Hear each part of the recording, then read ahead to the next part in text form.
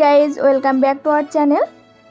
কেমন আছেন সবাই? আশা করি ভালো আছেন। আল্লাহর রহমতে আলহামদুলিল্লাহ আমি অনেক ভালো আছি। বড়ার অনেক রেসিপি তো খেয়ে দেখেছেন, কিন্তু এইভাবে ভিন্ন স্বাদের তালের বড়ার রেসিপি একবার বানিয়ে খেয়ে দেখুন, যার স্বাদ সারা জীবন মুখে লেগে থাকবে। আশা করি আজকের ভিডিওটা আপনাদের সবার কাছে ভালো লাগবে। ভিডিওটা ভালো লাগলে অবশ্যই আমার চ্যানেলটা সাবস্ক্রাইব করবেন। চলুন রেসিপিটা শুরু করা যাক। তালের বড়া বানানোর জন্য আমি এখানে নিয়েছি 1.5 কাপ তালের পাল, আর ওই কাপে মেপে দিয়ে দিচ্ছি 1 কাপ চালের গুঁড়ো।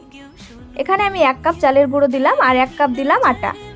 এখানে আপনারা আটার পরিবর্তে ময়দা ব্যবহার করতে পারেন। আর দিয়ে দিলাম হাফ চামচ লবণ আর হাফ চামচ বেকিং সোডা। এবার খুব ভালোভাবে আমি ব্যাটারটা তৈরি করে নেব।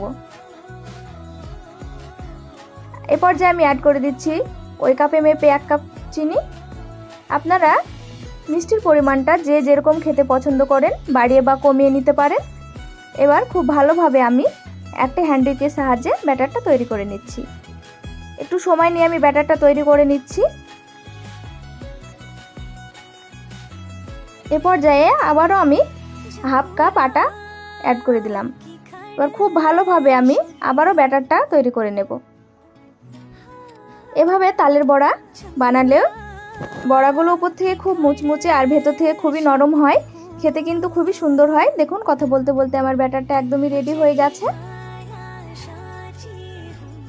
ঠিক এইভাবে এই ঘনত্বে আমি ব্যাটারটা তৈরি করে নিয়েছি। আপনারা এরকম ঘনত্বে ব্যাটারটা তৈরি করে নেবেন। দেখুন পারফেক্ট ঘনত্বে আমি ব্যাটারটা তৈরি করে নিলাম।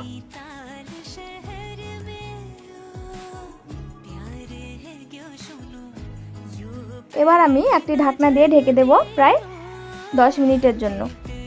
ফিরে আসলাম 10 মিনিট পর। দেখুন ব্যাটারটা অনেকটা স্মুথ হয়ে গেছে। আবার একটা হ্যান্ডউইচের সাহায্যে খুব ভালোভাবে আমি ব্যাটারটা এভাবে ফেটিয়ে নেব।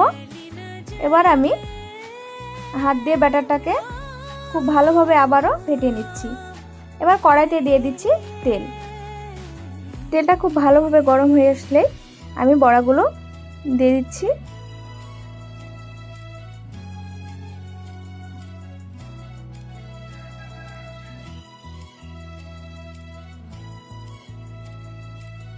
দেখুন সবগুলো দেওয়া হয়ে গেছে। এবার আমি গ্যাসের ফ্লেমটা মিডিয়াম টু হাই রেখে বড়াগুলো ভেজে নেব। যেহেতু এখানে আমি চালের গুঁড়ো ব্যবহার করেছি, সেই জন্য গ্যাসের ফ্লেমটা আপনারা অবশ্যই মিডিয়াম টু হাই রাখবেন। না হলে কিন্তু গ্যাসের ফ্লেম লোয়ে রাখলে বড়াগুলো ভেঙে যাওয়ার সম্ভাবনা থাকবে। তাই গ্যাসের ফ্লেমটা অবশ্যই মিডিয়াম টু হাই রাখবেন। দেখুন আপনি কিন্তু গ্যাসের ফ্লেমটা মিডিয়াম টু হাই রেখে বড়াগুলো ভেজে নিলাম। এক সাইডটা খুব ভালোভাবে কালার চলে এসেছে। এবার উল্টে অপর সাইডটা ভেজে নিচ্ছি।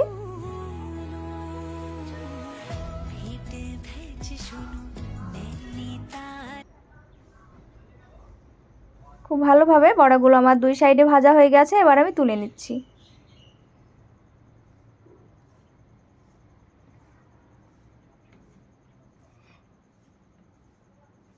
এবার আমি বাকিগুলো সেম প্রসেসে ভেজে নেব।